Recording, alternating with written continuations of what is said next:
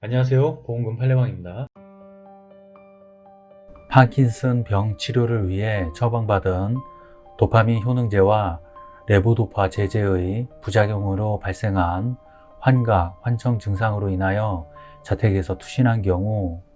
자살사망보험금은 부책인지 여부에 대하여 서울남부지법 2020 가단 2115605 토대로 명확히 살펴보도록 하겠습니다. 기초사실,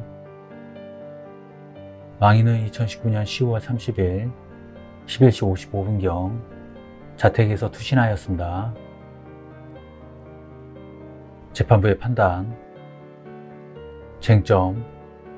피보험자가 심실상실 등으로 자유로운 의사결정을 할 수 없는 상태에서 자신을 해친 경우에 해당하는지 여부, 망인은 파킨슨병을 치료하기 위해 처방받아 복용해온 도파민 효능제와 레보도파 제제의 부작용으로 발생한 환각 증상으로 인하여 사물을 제대로 변별하지 못하는 상태에서 이 사건 아파트 창문 밖으로 뛰어내렸다고 보이는 바 우발적인 외래의 사고로 인하여 사망하였다고 할 것이고, 제출된 증거들만으로는 망인이 고의로 자신을 해치는 행위로 사망하였다고 인정하기에 부족하고 달리 이를 인정할 증거가 없습니다. 상세한 이유는 다음과 같습니다. 망인은 2017년 5월 16일 아이병원, 제2병원에서 파킨슨증 진단을 받고 약물 치료를 받았습니다. 망인은 2019년 9월 3일 K병원에서 파킨슨증 치료를 받기 시작하면서 스타레보와 미라팩스를 처방받아 이를 제2병원에서 처방받은 퍼킨과 함께 복용하여 왔습니다. 망인은 2019년 9월 10일 무렵에는 이 사건 각 약물을 복용하지 않으면 호흡이 가빠지면서 온몸이 경직되는 증상을 겪고 있었고, 이 사건 각 약물을 복용하는 중인 2019년 9월 16일 환시, 환청 증상을 겪었습니다. 망인은 2019년 10월 20일 03시 30분경 경직 증상을 보였고, 이에 이 사건 각 약물을 복용하고 잠을 자다가 같은 날 04시 30분경 갑자기 소리를 지르며 눈물을 흘리면서 집이 무너진다며 빨리 나가야 한다고 말하였으며, 과호흡 증상을 보이다가 제2병원에 응급내원하여 치료를 받고 같은 날 퇴원하였습니다. 망인은 이 사건 사고가 발생하기 전 근접한 시기에 이 사건 각 약물을 복용하였고, 이 사건 각 약물 복용 후 불안해하는 모습을 보이다가 이 사건 아파트 거실에 있는 소파에서 잠이 들었고, 원고가 화장실에 가서 양치를 하고 오는 사이에 이 사건 아파트 창문 밖으로 추락하였습니다. 도파민 효능제인 미라팩스를 투여하는 파킨슨 환자의 경우 환각, 환시, 환청 증상이라는 부작용이 발생할 확률이 상당히 높고, 특히 레보도파 성분의 약물과 병용 투여 시 위 부작용 발생 가능성이 상승한다고 알려져 있으며, 보고된 환각 사례로 도둑들이 그의 차를 훔치려고 시도하는 것을 시각적으로 보았고, 이에 밤새 집 밖에서 경계를 하며 서 있었다는 것 등이 있는데, 망인이 보인 환각 증상과는 그 내용이 다르기는 하나 자신의 안위에 위험이 있는 것으로 인식하게 하는 세부 묘사가 가능할 정도의 구체적 내용의 환각 증상이고, 그에 대하여 불안함을 강하게 가지게 되며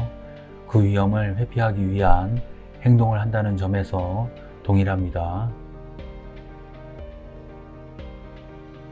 망인이 이 사건 사고가 발생하기 전 이 사건 각 약물을 언제 투여했는지가 다소 불분명합니다.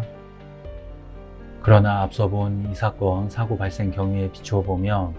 망인은 적어도 이 사건 사고가 발생한 때로부터 15분 전보다 이른 시간에 이 사건 각 약물을 투여하였다고 봄이 타당합니다. 그리고 망인이 복용한 이 사건 각 약물 중 스타레보필름 코팅정이 최대 농도에 도달하는 시간이 0.8에서 1.76시간, 미라펙스정이 최대 농도에 도달하는 시간이 약 2시간인데 위 각 약물의 약효는 최대 농도에 도달하기 이전에 발효될 수 있는 점, 76세 남성에서 환각이 미라펙스 복용 30분 내에 발생했다는 사례가 존재하는 점, 망인은 이 사건 각 약물을 제대로 복용하지 아니하면 몸의 강직 증상으로 독립한 보행을 하기 어려운 상태인 바, 망인에게 이 사건 각 약물의 약효가 발생하지 않았다면 이 사건 아파트 거실에 있는 소파에 올라가 창문을 열고 밖으로 추락할 수 있을 만한 신체 상태가 아니었을 것으로 보이는 점 등에 비추어 보면 망인은 이 사건 사고 발생 당시 이미 이 사건 각 약물의 약효가 충분히 발생하여 환각 증상이 발생할 수 있는 상태에 있었다고 봄이 타당합니다. 위와 같은 사정들에 더하여 망인이 의무기록상 확인되는 환각 증상 호소 외에도 지진이 발생하여 집 밖으로 탈출해야 한다는 내용의 환각 증상을 여러 차례 보여왔던 것으로 보이는 점, 원고가 망인 사망 이후 수사기관 등에 망인이 가끔 옥상에 올라가서 어디에서 뛰어내리면 좋을까 하고 장소를 반하다고 말을 했다라는 등 신변을 비관하는 말을 하였다고 진술하기는 하였으나 망인이 뛰어내린 곳은 옥상이 아니어서 망인이 구체적인 자살 계획을 세워서 이를 실현한 것으로 보기는 어렵고, 그 외에 망인의 자살의 의사를 밝힌 객관적 물증이 없는 점, I병원, J병원, K병원에서 각 망인을 치료하는 과정에서 우울증이나 자살과 연관된 증상 또는 검사 결과는 확인되지 않은 점,